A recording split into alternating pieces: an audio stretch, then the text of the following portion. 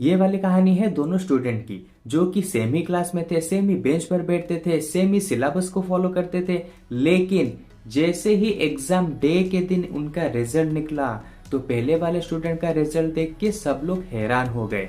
लेकिन वहीं पे दूसरा वाला स्टूडेंट सिर्फ यही बोल सका कि आखिर मैंने तो बहुत मेहनत की थी। तो इन दोनों स्टूडेंट का नेम है रोहन और अनन्या।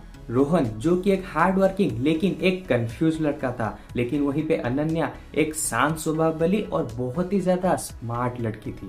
रोहन एक क्लास 9 का स्टूडेंट था, जो कि दिन के 5 से 6 घंटे पढ़ाई करता था। उसका नोट्स कंप्लीट, उसके previous year question complete, sample paper complete.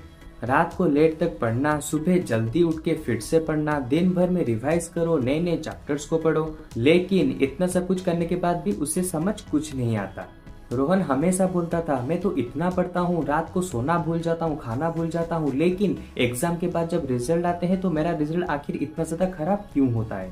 Exam के टाइम पे फियर, प्रेशर, स्ट्रेस और एग्जाम के बाद 60%, 55% इस तरह का रिजल्ट। लेकिन वहीं पे अनन्या भी उसी सेम क्लास में थी, लेकिन वो इसकी तरह 5 से 6 घंटे पढ़ाई नहीं करती थी, बल्कि बस 2 घंटे की पढ़ाई करती थी, जिसमें से 1 घंटा वो किसी भी एक चैप्टर को पकड़ती थी और उसके कंसेप्ट को समझती थी।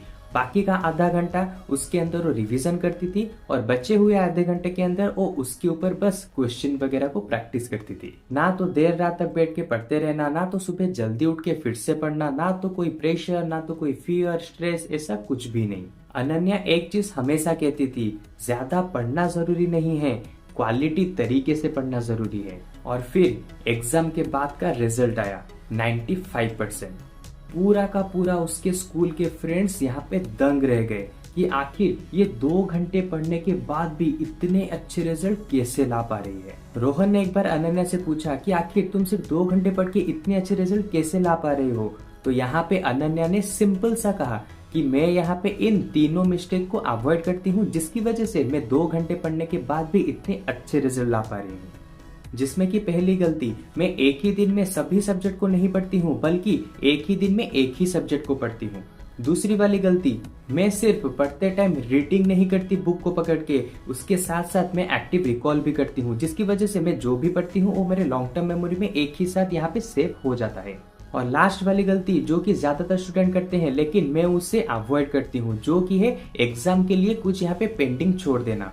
मैं ऐसा कुछ भी नहीं रखती जो कि एग्जाम के टाइम में मुझे पढ़ना पड़े, मैं एग्जाम के पहले ही सब कुछ यहाँ पे खत्म कर देती हूँ।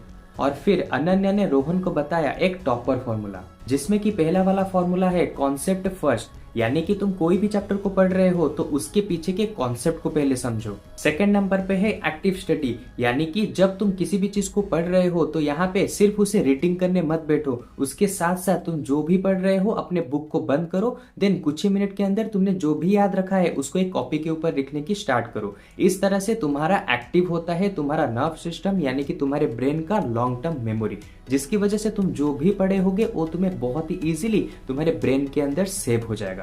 देन आता है लास्ट फॉर्मूला, जो कि है डेली रिवीजन। तुम चाहे दिन भर में कितना ही पढ़े हो, दिन के एंड में 10 से 15 मिनट उन सभी चीजों को रिवाइज करना मत भूलना, नहीं तो तुम्हारा लॉन्ग टर्म मेमोरी में तुम्हें पता ही नहीं चलेगा कि तुमने दिन भर में जो पढ़ा है वो तुम्हें याद है या फिर नहीं। अनन्या ने एक और चीज यहाँ पे रोहन को बोली कि मार्क्स यहाँ पे टाइम से नहीं आते, बल्कि तुम्हारे सही मेथड से आते हैं। अनन्या की इतनी सारी बातें सुनने के बाद रोहन ने इस वाली चीजों को 1 से 2 महीने तक इसको फॉलो करना स्टार्ट किया।